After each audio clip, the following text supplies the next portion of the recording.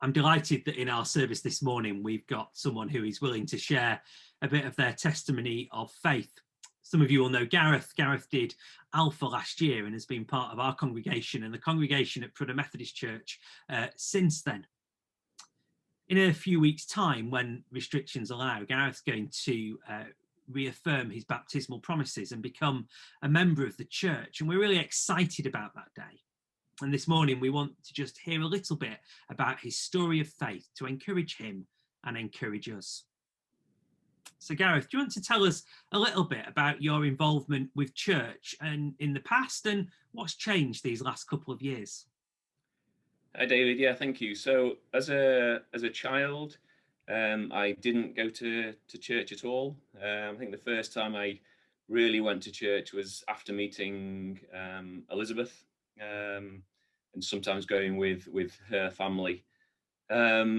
We after university we moved to the States for a couple of years, and we had some really good friends who were part of the church in America. So we kind of started going more regularly then, and then we moved back to the UK to Prudhoe. And since then, really, for the last slightly over 20 years, I've been going to Prudhoe Methodist Church. But I guess I never felt I've really had, up until the point when I became a Christian about 18 months ago, I never really had a relationship with God. I think I would go to church. It would be a time of reflection, time to think about things, but there was never any real relationship with God. If somebody asked me if I believed in God, I would say I did. But certainly I knew that it was only at the very sort of superficial level. So at Prudhoe Methodist Church, I helped with youth club for many years. But again, there would be, within the sort of Friday evening youth club, there would be like a kind of like a God slot to discuss religion. And I never took the lead. I never felt comfortable doing that because I knew I didn't really have that relationship. 18 months ago, I got to a point in life where I was at probably a very low point, really. Personally, to be brutally honest, I didn't like the person I sort of woke up and saw in the morning. I was a very selfish person. The decisions I made, the things I did, were very much for me, not really thinking about family and friends.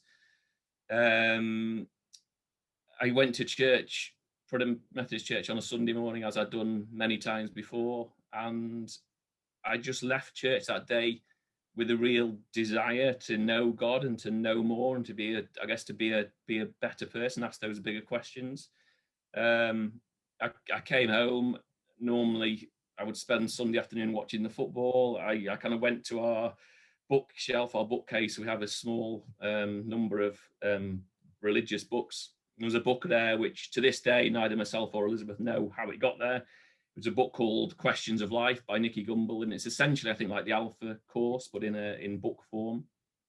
And I just, as I say, just had this desire to know more and to read. And that book was just a really great introduction to God. There were so many things there that, you know, I just kind of sat there in church before and thought, oh, these people are Christians and I don't have that relationship with God, but that doesn't really make any difference. I'm, you know, just as you know, kind or as good as these people. And it was just incredibly naive. And when you read that book, I think it really kind of, like, you realize that that's quite a common thing for people to think. So it started from there. I think because I've been to church so many times before and sat through so many readings of the Bible and stories, and it never really had that much an impact on me.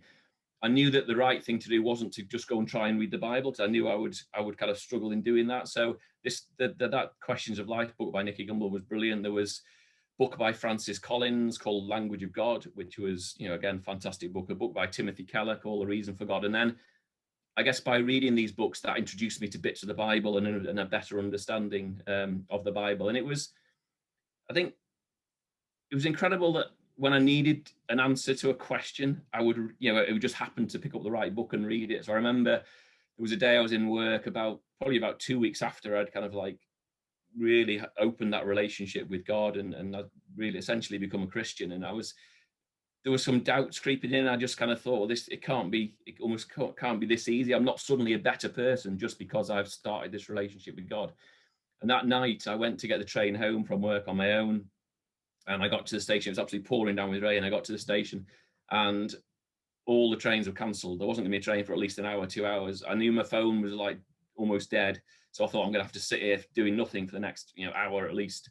And then I reached into my bag, and that Timothy Keller book I had with me. And I don't know why I'd put it in my bag, but it happened to be there. And that hour was just such an important hour that some of those questions that I'd been asking were essentially answered. And there's a quote there. He says that God's grace does not come to people who morally outperform others, but to those who admit their failure to perform and who acknowledge their need to be saved. And that's just what I needed to hear. It's, I'm not suddenly a better person, but I've accepted that, I want to grow as a person. Those kind of behavioural changes and that growth in character occurs after you've become a Christian. It's not a kind of badge of honour in any way. And then of course we did the Alpha course, and that was just an incredible learning experience, and talking to yourself and people about their relationships with God was just incredibly beneficial. So we're 18 months on. You're now helping with Alpha and helping others to have that conversation and that experience, and you've come to a point where you want to declare your faith publicly, and it's been great to talk with you about that over the last few months. You're going to renew your baptismal promises, those promises that were made on your behalf when you were a baby, and you can become a member of the church. Why are you doing that? What's leading you to want to make that next step? I realise how much of an impact it's had on my life in terms of my outlook to life. So everything in terms of my daily routine has completely changed. I spend the first part of the day reading the Bible. At the moment I'm doing the Nicky Gumbel Bible in a year through the app, and you have a time for prayer, and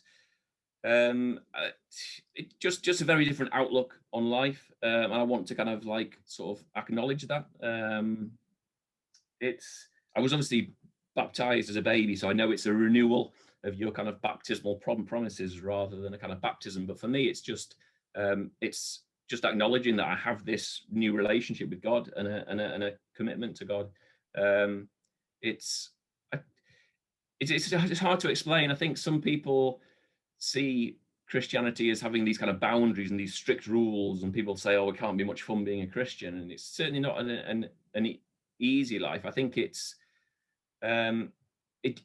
but it's not really the rules. It's the fact that you have a completely different outlook. So it's not like I go about my Christian life thinking, "Oh, I can't do this, this, and this," because that's not what God wants me to do. It's you don't want to do things that are kind of like seen as selfish or non-Christian, because you just have a very different kind of outlook on life. And it's just an opportunity to kind of to mark that as something that has made a real change in me as a person, I think. That's great. Well, we look forward to celebrating on that day when we're allowed to do that, and to see you come into church membership and to commit to the life of the church. What would you say to others who are thinking about faith at the moment? What would you say to them?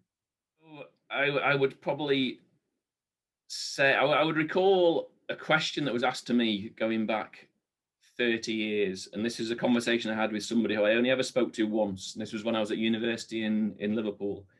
And Elizabeth, my partner at the time, now my wife, she went to a church in Liverpool with a guy who I was living with as a student.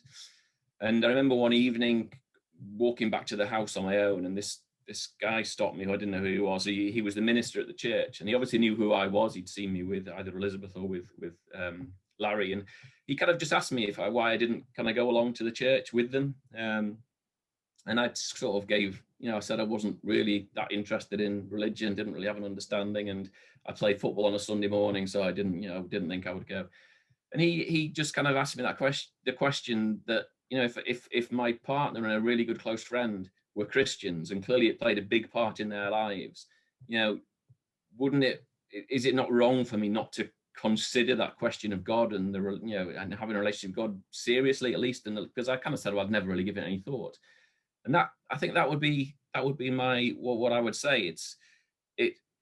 There are over 2 billion Christians in the world. It's a religion that's been around for 2,000 years, and we all highly likely that everybody knows somebody who is a Christian and who would say that being a Christian is an incredibly important part of their life. So I just, certainly for me, it's looking back, it's almost embarrassing and certainly very frustrating that it took me the best part of 30 years to actually think, try almost answer that question and to actually give it some proper consideration and to look into it in more detail. So it would really be that to just why not try, and why not look into it and see if it's something that could impact on your life. And I think, again, going back to the Alpha course is a great way to do it. And that Alpha course is for anybody who's got, whether you're atheist or whether you're a Christian or any religion, or just with bigger questions about life and God, which I think is a really good way to do it.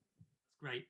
Gareth, thank you so much for sharing. Know that the congregations at Trinity and at Prudder are praying for you as you wait for this big day. And it's not because we want to wait, but it's because we need to wait. But that we will look forward to really celebrating with you on that day. And also, I'm looking forward to what God's going to do with Gareth in the next 30 years. We acknowledge the 30 years that have been, but I look forward to real excitement to what God has in store for you and Elizabeth and the family. And we just wait and see what God leads you to next. So thank you for sharing with us today. Thank you, David. That's great.